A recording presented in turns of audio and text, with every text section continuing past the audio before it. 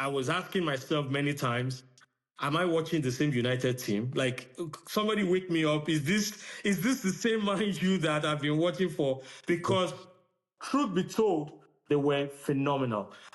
People could say new manager bounce. I'm not convinced because there was just something. There was energy. Tactically, it was different. There was finesse. There was. I mean, it was just very. It was good performance.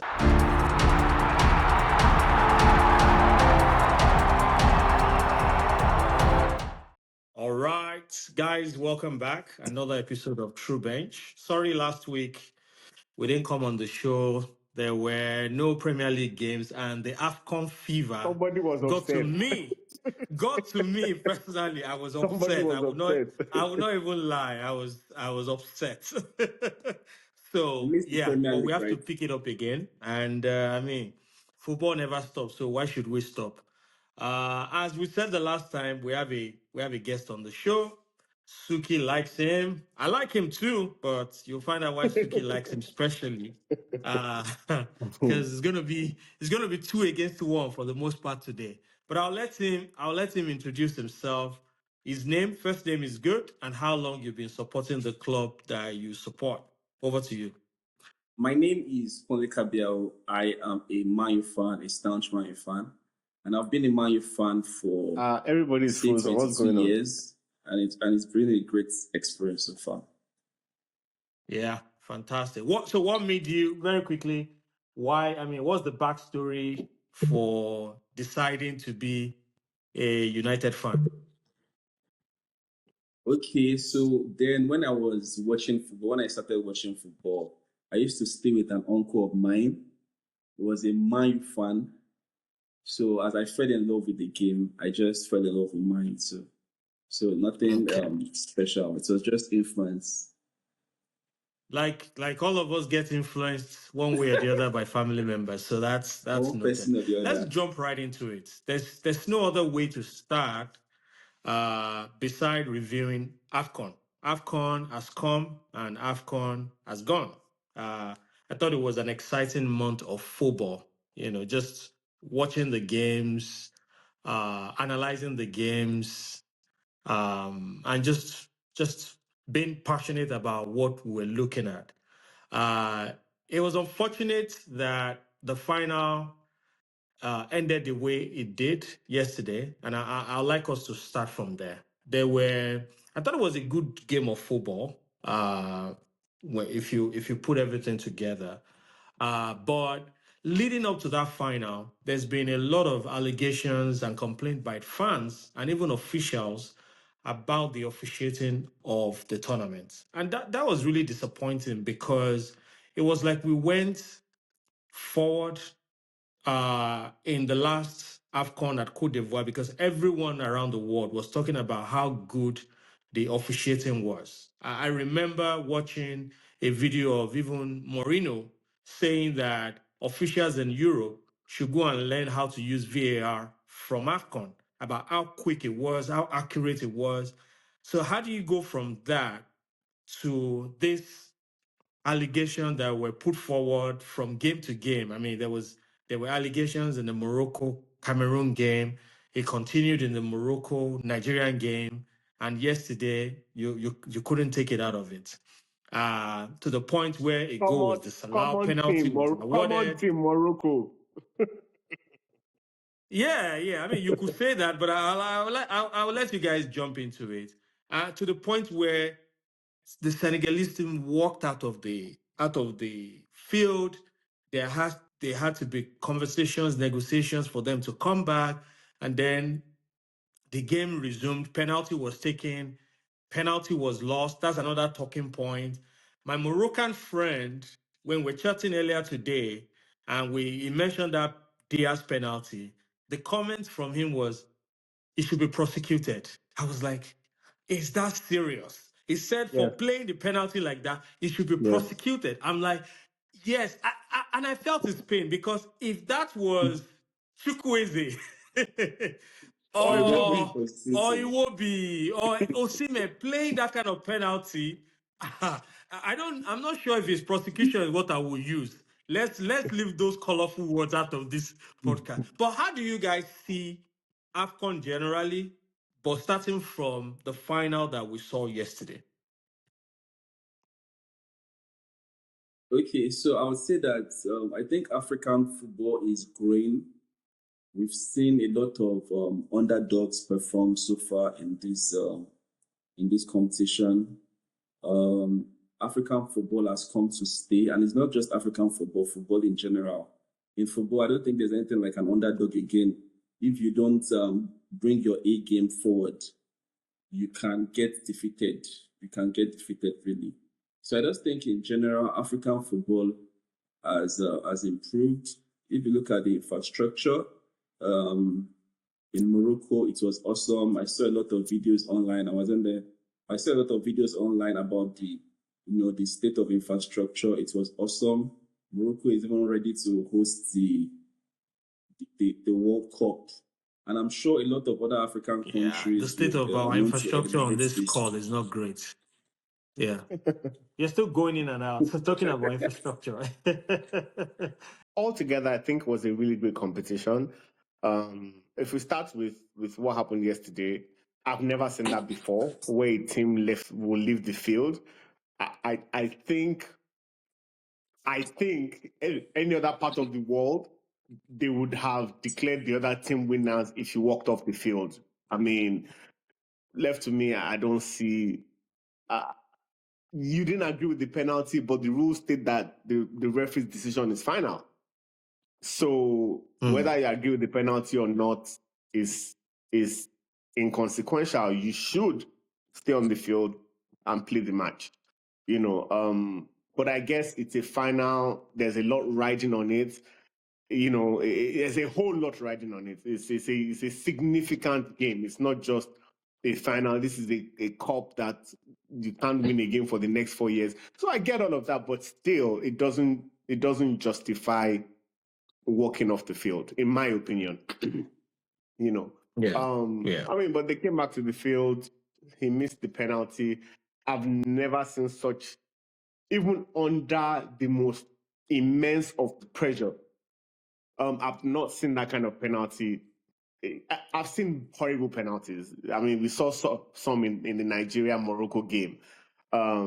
We saw some in the Nigeria, was it DR Congo game or whatever, but I've not seen anything like that before. I'm surprised. The player of that caliber, but it is what it is.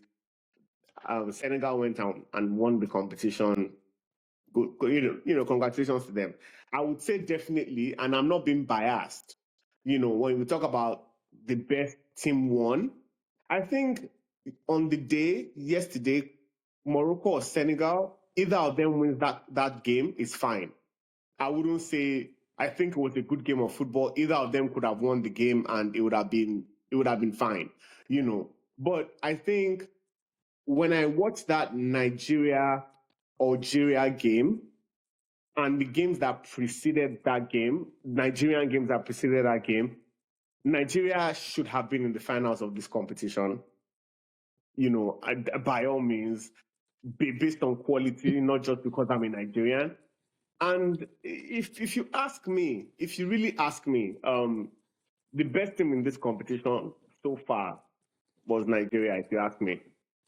I'd say Nigeria, Morocco, and Senegal. If you ask me my own personal opinion, and I'm not being biased, But to talk about all the drama with all the officiating and VAR and all of that, I mean, what can we say? It was not good. It was below par. You think after that last competition, all those problems had been solved, but I'm not gonna say anything negative about anybody or any country or any continent, but we should be able to do better. That's what I think.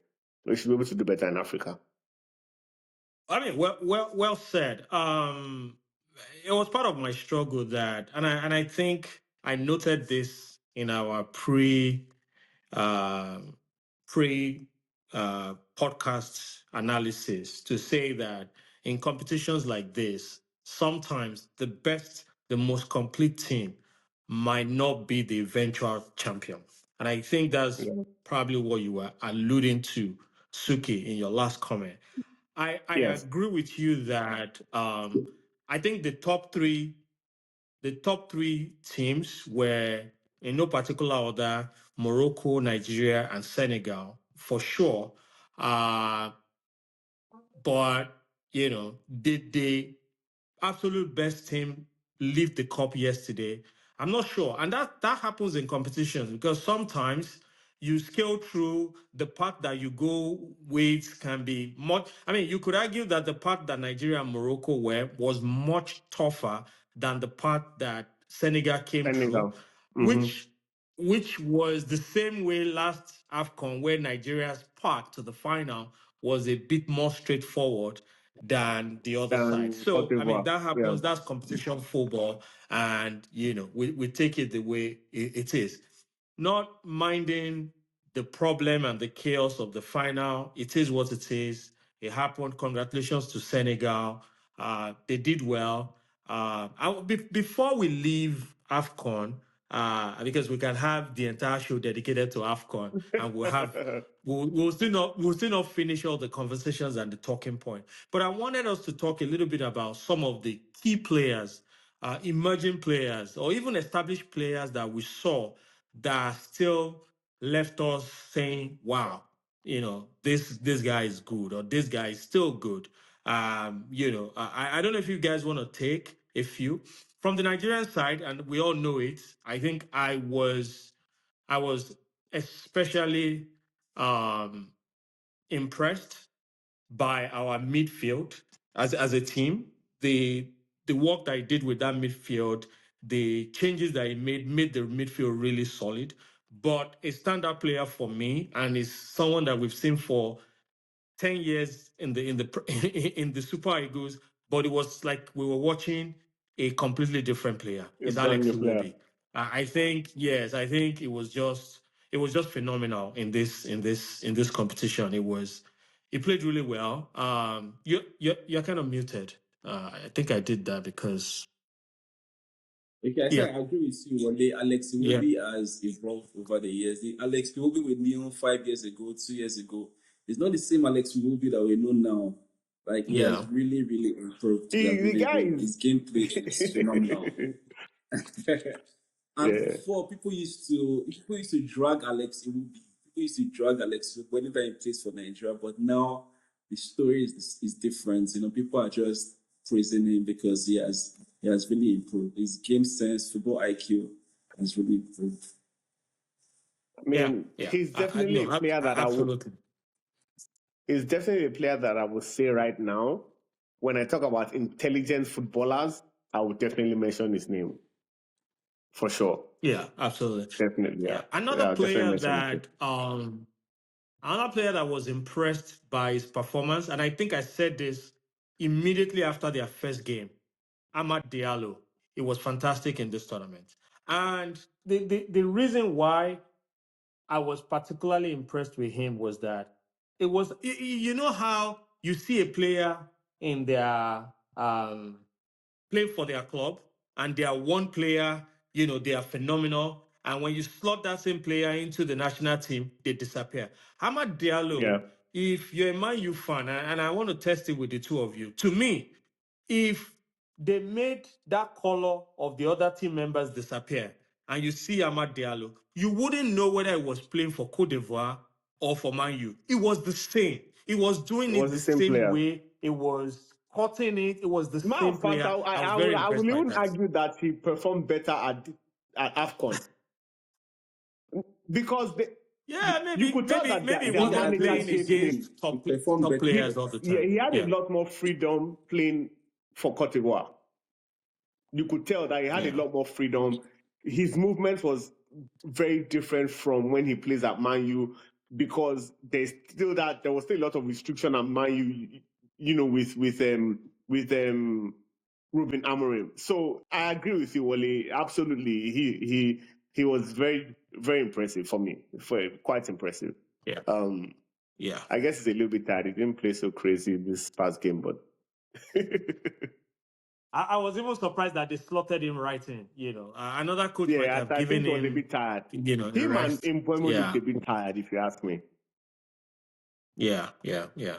So before we leave AFCON and go to the Premier League and some of the games we saw over the last weekend, I wanted to do a quick ranking of AFCON players, the forward players, with you guys. So I will match two. You tell me who you are picking, and then we go until we get to who you guys select as the best forward. This is just based off their AFCON performance, not anything you know before that. So let's just do this based on AFCON. So the first one, befitting, we started with Amad Diallo. So Amad Diallo or Lil Foster. Foster is the South African Amad forward. I Diallo for thought he me. did well in this competition. Okay, Amad Diallo. Amad Amad Diallo for me. Diallo. Cool. Amad Diallo. He Okay, scored 3 goals in this Amad tournament. Diallo or Mamouche. Mamouche. Omar Mamouche. I Mamouche for think me. Amad Diallo. Amad Diallo for Okay, me. so Suki is saying Mamouche. I think Kule is saying Ahmad. I think I will go with Ahmad as well. So I'll be the tiebreaker. Mamouche showed some. It showed up in a few games, but not. It wasn't consistent throughout the tournament. And that's the reason why I would choose Ahmad I think Amad Diallo didn't Diallo. show up in the last game as well, if you ask me, in the game against Egypt. Yeah, and I think that was the only game that he didn't show up, and Yeah, that's why I yeah. think that's why they lost that game as well. They lost, yeah. So Ahmad Diallo or Sadio Mane. Sadio Mane. If not for nothing, what he did yesterday is enough for us to say Sadio Mane. And then Yeah. he And he has scored the more goals winner. than He scored the winner to come to the finals. So hey, So okay, Sadio Mane. Sadio Okay, Mane. Sadio Mane or Yashin Sinayoko, the Malian striker. I'll let you guys do that one I'll still because I pick didn't really Sadio watch Mane. any Mali games. It was good. It was good, especially in the group stages. But I will still do Sadio Mane. I don't know what Kunle says. Yeah, I'll still Yeah, do he said Sadio Sadio Mane. Mane. He said Sadio Mane. Okay, He has been phenomenal. Sadio Mane or Victor Osimhen. Hey, partiality I'll will say enter now. Victor Osimhen. Victor Osimhen I'll say scored Victor 4 goals. Osimhen. Victor Osimhen scored He 4 goals scored in the 4 goals. tournament. Yeah, Yes. yeah. He was I great will in the go with tournament, to I be will go with honest. Victor Osimhen as well. Victor Osimhen Okay. or Mo Salah. Victor Osimhen. Victor Osimhen. Victor Osimhen. Mo Victor Salah didn't Osimhen. really show up. Maybe in one game he showed up in this competition. Yeah, it wasn't consistent. Victor Osimhen or Ademola Lookman. This is tough. That's Ademola a tough Lookman one. played phenomenal. I will go with Ah, Ademola Lookman because without him, Osimhen doesn't score those goals. Without him, and Iwobi, let me put it like that. I'll go with Victor Osimhen because without him, our morale is always down, right? The spirit is I always know low that's anytime what they all of come you to. always say. I know, yes. We're talking Since about the I'm way the they play, not tiebreaker about here, their morale. I'm the tiebreaker here. I think I'll go with Ademola Lookman as well. Although I was disappointed in the semi-final, he didn't really show up. They found an answer for him. I expected him as a creative player to reinvent himself in that game and find an answer, but he didn't. And you can say the same thing about Victor Osimhen. But apart from that, I Yeah, think both were good. But I'll go with Ademola Lookman. So Ademola Lookman or Brian Diaz. Brian Diaz for me. Brian Forget that Diaz. penalty. Minus that Brian penalty, Diaz. I He think has he's a been great. phenomenal player. Highest goal scorer, 5 goals in the AFCON. And I think We didn't I, see th- this I thought coming. it was also selected as the best player of the tournament as well. So what else are you going to say? And finally, Brian Diaz or Nicholas Jackson. You just like controversy, Wally. Uh, You just like controversy. that comparison, I don't know why. Even if it's on this list, it should have been at the very top. Brian Diaz, of course. All right. Thank you for going through that. Go back to EPL. EPL is back. I think we're getting to the business end of the season. It's January, February. By March, I think the table is shaping up really well. Let's review some of the games over the weekend. There's no better one to start with you guys than the Manchester Derby, United versus City. Personally, I was asking myself many times, am I watching the same United team? Like, somebody wake me up. Is this the same Man U that I've been watching for? Because truth be told, they were phenomenal. People could say new manager bounce. I'm not convinced because there was just something. There was energy. Tactically, it was different. There was finesse. There was. I mean, it was just it was good performance, and they cancelled City out in a way that they haven't been able to do in like 10 years. I don't remember. I think I remember maybe one or two matches. Very long time. Yeah, one or two matches where United dominated a little bit, but they really, really dominated it. So I'll give you guys the time and space to just, say whatever you want to say about this game because I know you want to do it. Go ahead. Okay, let me start. To be honest, I was super excited.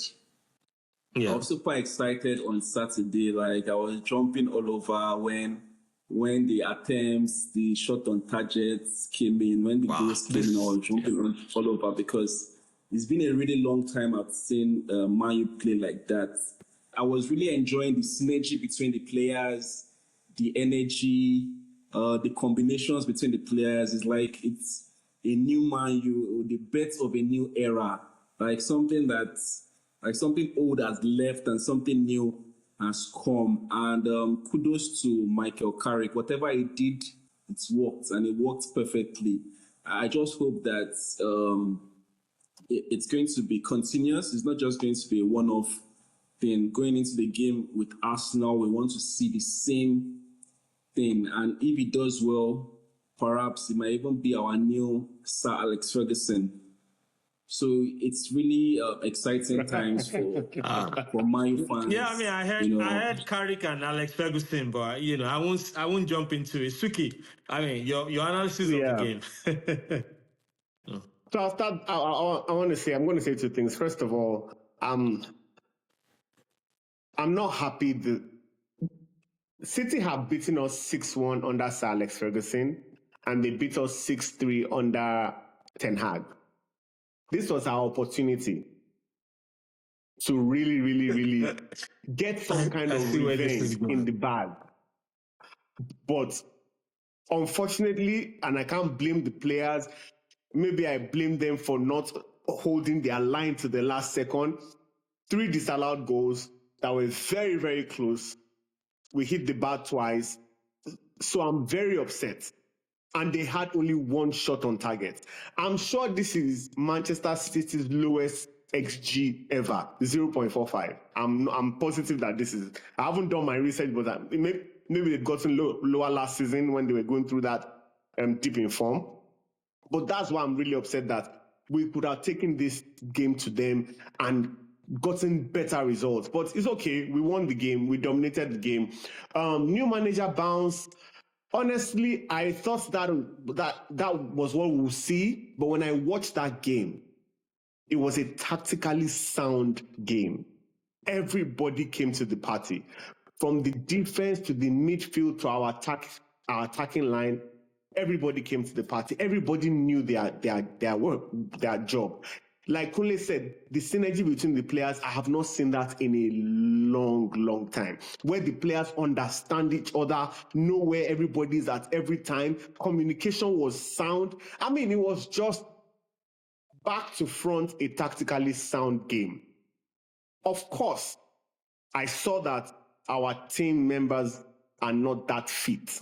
You could tell because by the 78th to 80th minute, a few players had gassed out. So obviously, that's it. So I mean,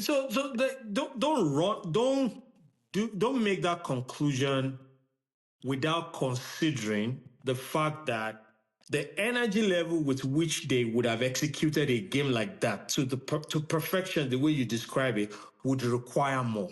So, which means absolutely. that I'm not taking anything away they've from them. given much more than they would normally do, and they have to adapt exactly. to that level of energy. I agree going with forward. you, and I'm not criticizing them for this, but I know that if we're going to be playing this way going forward, obviously that is something that must be put into their training schedule, increase better fitness and all of that, so that it is not as difficult for them in consequence or in games to come. When we started that game, I was very nervous. I was pretty nervous. I looked at the lineup. I liked the lineup. I like the fact that he didn't put Chesko as our number 9. I like the lineup, but I was nervous. But after this game, I'm actually so excited to see what we do against Arsenal. For me, we have Arsenal, Fulham, and Tottenham next. Those results would determine whether I start getting excited or I go back to my old Man U. So I'm not going to talk too much. I'm just going to wait for those results to come out, and then we'll take it from there. We're going to be here. We'll review it on the show. Well, I mean, well said. I was also excited. I agree with, yeah. I mean, I agree with you guys that, what we saw was not a fluke. They played well. They deserved the victory. I don't know about revenge for 6-0 and 7-0, but, I mean, a win against City with a clean sheet, I think I'll take that. I think you would have taken that well before the game. So, I think that was good enough. So I read a funny comment online saying that, Man U is in the 5th position. Chelsea is 6th. Chelsea fired their coach. United fired their coach. Man U drew a match. Chelsea drew a match. Man U won 2-0. Now Chelsea has won 2-0. Evil twin brothers. So let's go to the Chelsea game. But Chelsea this was I said on the last show. I said this on the last show. Remember I said this on the last show. Yeah, exactly. That's exactly what you said 2 weeks ago. Yeah, absolutely. And it's played out. Chelsea won 2-0. As a fan, I'm happy because we needed the 3 points. It was the first win in 9 games. We needed the 3 points. It came. It was the first clean sheet as well in 9 games. We needed the 3 points. It came. But from a performance standpoint, it was nothing to write home about. In fact, the only reason why we got the 3 points, or the only reason why we kept a clean sheet, was that the opposition, they just didn't take their chances, which means Chelsea were just lucky because they had some big chances. I think they had like 3 big chances in that game that they did not take. So am I convinced? Have I seen enough? Can I say the same thing you are saying about Michael Carrick, about Rosinio? Absolutely not, because to me, we're still seeing Maresca. Maybe in fact, we're seeing Maresca when he first came because this guy was trying to play out of the back, which we know that we cannot do. We don't have the players to do that. When you start playing out from the back, you're going to make Sanchez a terrible goalkeeper. And he saw that experiment did not go well against us. Now, I think he reversed course. So the only thing that I think I took away from a manager's perspective is that he might be a flexible guy. I don't think he's going to be a stubborn manager. Right. I think he's going to try things. If he sees that it's not working, I don't think he's too afraid or too proud to make those changes so that things can work. So that's the only thing I saw in that match. I mean, he did say that. Go ahead. I said he did say that he worked really, really hard to get to the position that he's in. I think it happened a lot quicker than he thought it would happen. He was still trying to garner that experience and all of that. So I think he's somebody that, he's so AKA is a good point. AKA, he was telling us that, guys, I'm not really qualified for this job, but I will take it and I will do the best I can on it. I think that's what he was saying. Yeah. And then, as Man City was dropping points and Aston Villa eventually lost this weekend, those were the 2 closest rivals to Arsenal did not fully take advantage of the lost point by the arrivals. They went to Nottingham Forest. They could only manage to get a draw. What did that change your mind, Sukkie, about, because we more or less gave them the championship 2 weeks ago, that I don't think anybody is going to challenge them. But the fact that they are not closing the deal when we think they will, does that, because they keep giving that opening to City especially, do you think they will come to regret this? Two things I would say. Number one is, I don't understand Arteta. Sometimes, as desperate as I think he is to win this Premier League title, sometimes I wonder what he does. Why are you not starting Saka and Trossard? You know, you say you're trying to rest players, I understand that, but I don't know. Maybe Champions League is more important. I have no idea. Maybe FA Cup is more important. I don't know. I don't know what's more important to them. But a game where City have dropped 3 points and you have an opportunity to go 9 points clear of City and you're not playing your best players on the day, I don't understand. And then the second thing I want to say is, honestly, I feel Arsenal players are getting nervous. I feel they're getting nervous. And that's why they dropped those 2 points on Sunday. It was Saturday. Saturday, yes. I think they're getting nervous. And this is the problem we have with Arsenal. They just start to get nervous. And like we said, it's a championship mindset. If you don't have that mindset, it will catch up with you. And that's what has always caught up with them. Because easily yesterday, if Aston Villa had won yesterday, 4 points, I know they don't really care too much about Aston Villa, but 4 points is just one game. Yeah. No. I absolutely. So let's look forward to Matchweek 23 and the games coming. I'm very excited because I'm actually watching a couple of games live at the stadium this weekend. So I'm looking forward to it's always a good time when you go to Some of us Premier are League jealous. stadium. It's okay. I'll be watching the Fulham Brighton game. I'm hoping I'll be able to get content that we can bring to our viewers on the show. I will also be going to Selhurst Park to see the game. Boys. To see Crystal Palace and Chelsea. Unfortunately, I will not be going to Emirates Stadium to see Arsenal. No, he's not watching the Man U match, I don't think. I'm not watching the Man U match. First of all, I have to watch Chelsea, and then secondly, the Chelsea match is just the United Arsenal match is immediately after the Chelsea Crystal Palace. So except there's no way for me to watch both. But let's talk about that. Arsenal United match is the next big test for Carrick and you guys, and I think just like both of you said, it's going to be a good test of the mentality, the coach, where the boys are at. I think it doesn't get better than playing against Arsenal. I'll let you guys preview that match. What are you looking out for? How do you think it's going to play out? And what are your predictions for it? And then we can do a combined 11, Arsenal, Man U, and see and then we can wrap up the show.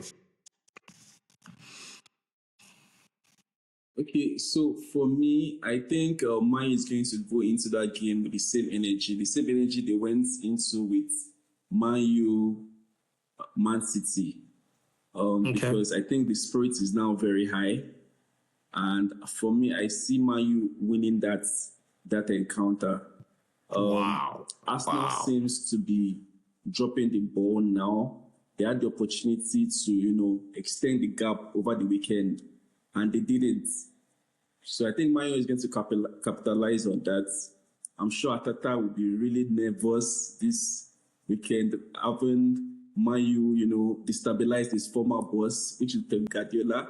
So I think it's a game to look forward to. Really, it's a game to look forward, and I think this weekend, Man U is going to beat Arsenal. They're going to beat Arsenal. I Wow. just hope That's a that big Carrick starts statement. with the same team, I wonder same if tactics. Suki will be bold enough to go to make that claim as well. I'm just watching out for what he's going to say. So for me, again, I said I'm excited about this game. I want to see what Man U does. That said, the pressure is on Arsenal, to be honest. I mean, the pressure really is on Arsenal. They are the ones that are vying for the title. They are the ones that know that if they lose, they have a lot more to lose than if we lose. So the pressure is on them. So that works in our advantage, first of all. And I think Carrick will let him know that. Secondly, I think that said, I'm not going to take away from this Arsenal team. Playing an open game against Arsenal might not necessarily be the way to go. Depending on how they set up their team as well, obviously. If they bring in someone like a Harvard into that game or a Gabriel Jesus, then they are playing 11v11 as opposed to when Gyökeres is playing where it's 11v10, in my own opinion, because Gyökeres doesn't really bring much to the game. Can you guys hear me? Yes, we can. I can hear you. Go ahead. So that to me is that. But then again, this is a team that has a very, very good backline. Their defense is very good. And that is where I think Man U might struggle. We don't necessarily know how to break down teams like Arsenal when it comes to scoring goals. So that's where I think there might be a challenge. I'm waiting to see how Carrick is going to set them up in a way that they can break down this Arsenal defense. And I think if we can do that, our defense played really well against City. If they do anything like that against Arsenal, I'll be more than delighted. But I think the way he set up the team against City, if we do something similar and we're able to break down that Arsenal defense, I think we have a chance. My prediction, 2-1 Man U. Wow.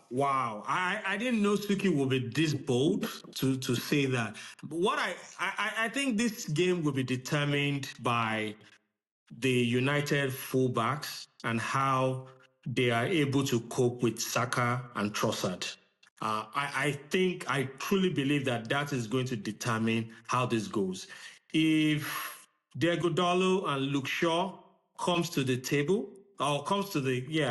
field and they have strong performances on the day, I think there's a chance. Like the rest of the league, I don't think I want Arsenal to run away with the league at this point. So my allegiance or my support for this game obviously will go to United. But I don't think I'll be bold enough to say a United win. I think this match is at the Emirates. So I would say that we might see a score draw. United Arsenal is usually fireworks, and I think we're going to see the same thing on that day. I'm honestly saying 2-1 that we'll win, not because Man U is a better team than Arsenal. I'm not going to lie. I just feel like, this is when new manager bounce might really just help us. You know what I mean? And the fact that Arsenal, that's why I said Arsenal is nervous, so, they are the ones that are under pressure. That's what I feel. And that's why I think that's the edge I think we'll have over them. So that's why I'm going with the prediction that, that Man U will win the game. What I want is to see best Arsenal team, best Arsenal performance, best Man U performance. Let the best man win. That's really what I want to see. Two good teams going at each other, and that's what I want to see. Let's take the last minute to do a quick combined 11. Okay, let's start from the goalkeeper, Raya or Lament. I'll go with David Raya any day. Tested and proven David Raya for me any day. I'll go with David Raya too. He's even in my fantasy Premier League. Fantastic guy. Okay, good. Timber, Timber or Diogo Dallo? I'll do Timber as well. I like Timber, Diogo okay. Dallo to a certain extent, but I'll do Timber. Consistency, I'll do Timber. I think I'll do Dalot. Yeah, I think I'll do Dalot. Okay, I'm the tiebreaker as usual. I'll go with Timber as well. White, Luke Shaw. So shouldn't that be Hincapi instead of White? Because the White doesn't start for them. I'm going by his lineup last time. Oh, it's okay. Versus okay. Yeah, I'm going by his lineup. Yes, White versus Luke Shaw. Honestly, personally, I like Luke Shaw, so I'm a bit biased. Personally, I like Luke Shaw. I'll go with Luke Shaw. Okay. Luke Shaw to here. Okay. Fantastic game over the weekend. Saliba or Martinez?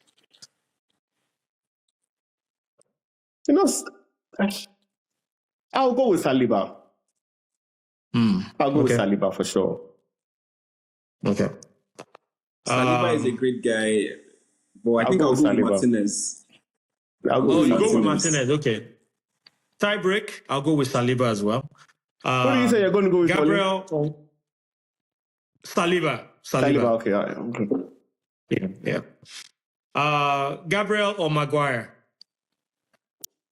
Honestly, they are beginning to offer the same thing, in my own opinion, because Maguire will score a goal on set piece as well.